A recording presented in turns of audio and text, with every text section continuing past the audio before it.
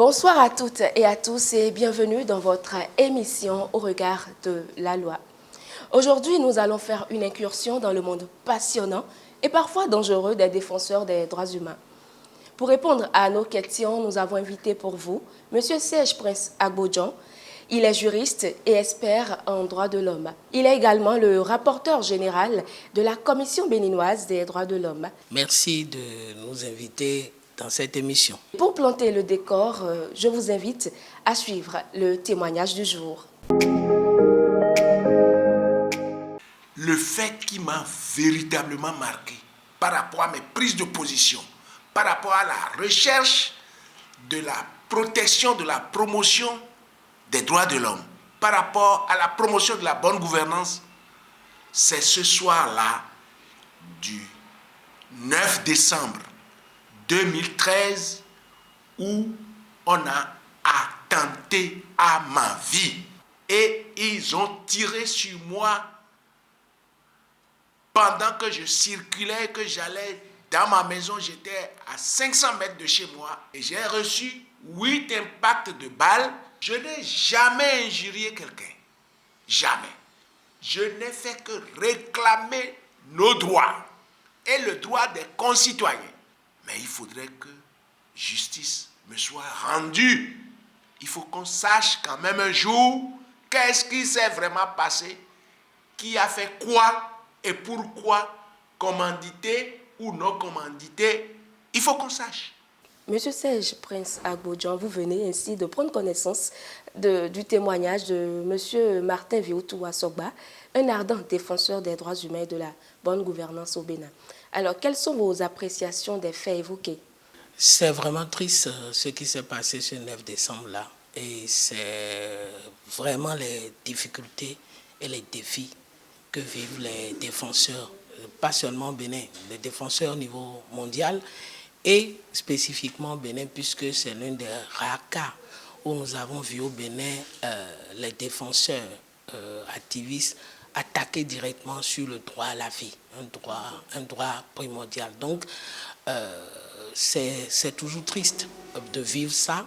Et ce qui est encore plus triste, c'est que le Bénin ne prend pas en compte ce que la déclaration de la protection des défenseurs a eu à dire sur la question. Nous allons y revenir tout à l'heure dans le déroulé de cette émission. Mais déjà, il faudrait quand même que nous clarifions ce que c'est qu'un défenseur des droits humains. Le défenseur des droits de l'homme, c'est toutes les personnes qui opèrent en ce qui concerne la promotion, la protection des libertés fondamentales des droits de l'homme au niveau d'une région, au niveau d'une circonscription, etc. Ces personnes peuvent travailler collectivement en groupe. Et toutes les fois que vous travaillez dans le cadre de la promotion, de la protection des droits de l'homme et des libertés, vous êtes donc défenseur des droits de l'homme. Dites-nous quels sont les domaines d'intervention des activistes des droits humains. Les droits de l'homme peuvent se retrouver dans la vie, dans les régions. Je prends un exemple. Aujourd'hui, il y a des défenseurs qui sont spécifiés dans la question de l'environnement. Il y a des défenseurs qui sont spécialisés dans les droits civils politiques. Il y a des défenseurs qui sont spécialisés dans les droits socio-économiques. Vous allez voir votre maire pour demander, mais le forage qui est prévu dans la commune, vous l'avez fait, vous ne l'avez pas fait. Pourquoi? Vous êtes déjà des défenseurs dans ce domaine-là. Alors, quels sont les défis auxquels les activistes des droits humains sont confrontés? Le plus grave des défis, c'est que parce que vous voulez faire votre travail, parce que vous voulez sensibiliser la population, parce que vous voulez inviter les dirigeants à respecter, à faire ce qui est de leur devoir, on cherche à attenter à votre vie. On rend grâce qu'au Bénin, ce n'est pas trop développé, parce qu'il y a des États où c'est systématique. Les défenseurs sont brûlés, sont incendiés, sont tués. Et donc les défis, c'est d'abord le respect de la personne humaine.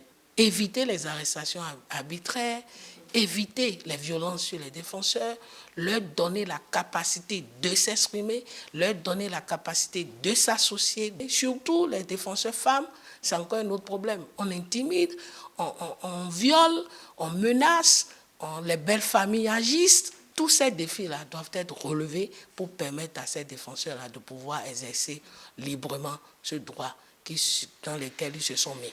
Alors, à vous entendre parler, je me pose la question de savoir s'il n'y a pas de recours juridique possible pour ces personnes qui sont persécutées ou menacées. Aujourd'hui, on n'a pas encore de recours spécifique, ce qui sera souhaité dans la proposition ou le projet de loi qui est à l'Assemblée.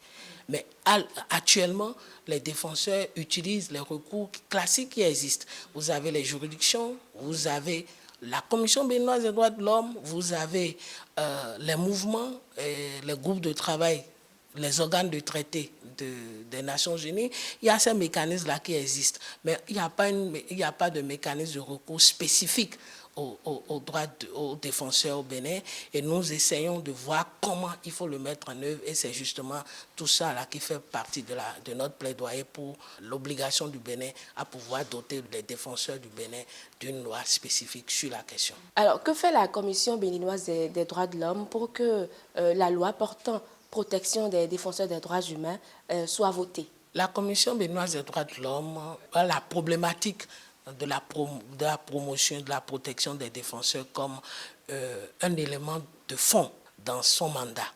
Par exemple, au niveau de la Commission béninoise des droits de l'homme, nous avons des sous-commissions qui travaillent sur les questions spécifiques que nous avons trouvées importantes.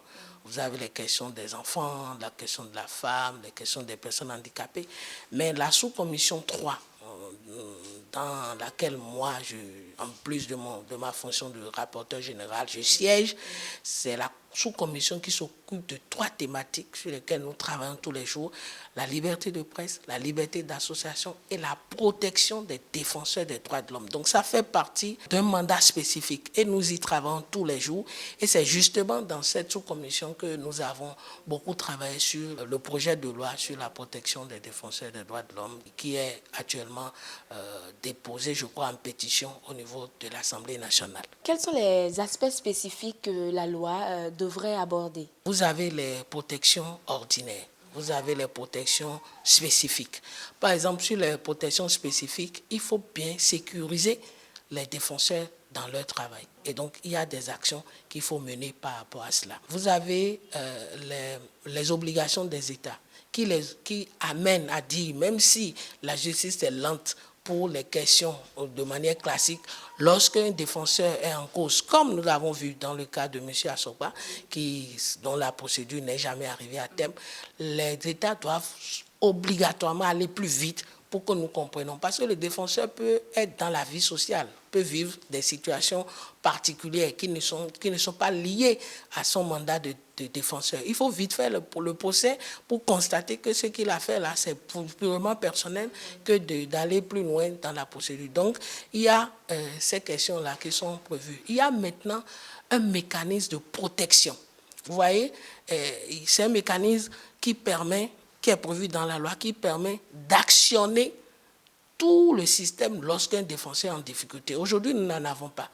Donc, si un défenseur est en difficulté, on fait les recours classiques. Alors que si la loi est votée, on peut actionner une instance composée des parties, y compris même la police et tous les acteurs, pour permettre à ce que ce défenseur soit rapidement pris en compte. Les lanceurs d'alerte sont des défenseurs des droits de l'homme. Donc, il y a une partie prévue dans la loi pour ces questions-là. Donc, je crois que cette loi-là, elle est à voter. Nous souhaitons vraiment que cette législature vote pour la protection de tous. D'abord, ce serait exceptionnel que ce soit leur législature qui adopte cette loi-là.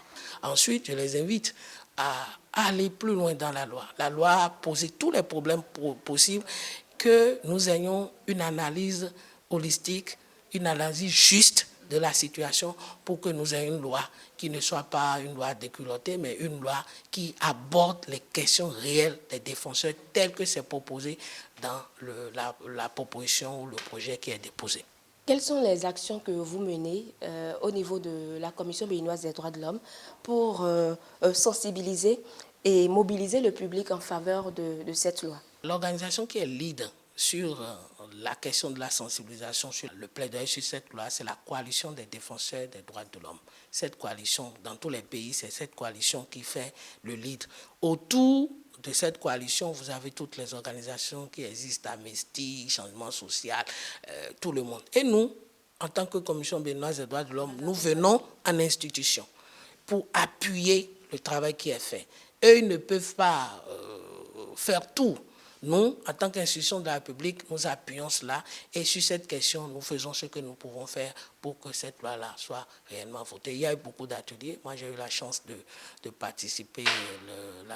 La dernière que j'ai eue, c'est celle que nous avons déroulée à Lokossa et qui a permis de resensibiliser sur la question et de revoir la loi et même de lancer la pétition. Je crois que c'est cet atelier qu'il a fait et je voudrais remercier tous les acteurs et pourquoi pas l'OITB aussi, les journalistes qui sont des défenseurs qui doivent faire le plaidoyer avec nous pour que la loi soit adoptée. Si vous venez de nous rejoindre, chers amis téléspectateurs, sachez que vous suivez votre émission d'information juridique au regard de la loi.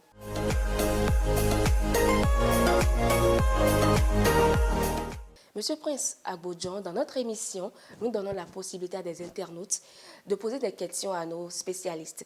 Alors, la question du jour nous vient d'un jeune étudiant. Il voudrait savoir comment faire pour s'engager dans la défense des droits humains. Moi, je conseille aux jeunes qui veulent commencer de militer par des organisations de la société civile. Ça leur permet d'être un peu plus formés, de connaître les règles. Parce que si vous ne connaissez pas les règles, vous êtes défenseur, vous dites n'importe quoi, on vous prend, on vous dépose et ce n'est pas affaire de défenseur. Parce que vous n'avez pas respecté les règles. Et je lui souhaite du courage parce qu'on en a besoin. Il faut beaucoup de jeunes pour s'engager pour les droits de l'homme et la protection des droits de l'homme. Monsieur Serge Prince Agbodjan, nous sommes au terme de cette émission. Votre mot de fin? Il est toujours difficile de faire un mot de fin lorsqu'on aborde les droits de l'homme. Mais ce que je peux dire, engageons-nous tous pour le respect des libertés fondamentales et des droits de l'homme dans le monde, dans notre pays, dans notre région, dans notre commune. Il y va de l'intérêt de tout le monde. Ainsi s'achève ce numéro de votre émission d'information juridique au regard de la loi consacrée aux défenseurs des droits humains. Les différents aspects que nous avons abordés montrent que la protection des défenseurs des droits humains ne devrait pas être une option. Il est donc important de mettre en place une législation solide pour garantir les droits fondamentaux de ces personnes. Au revoir et à très bientôt.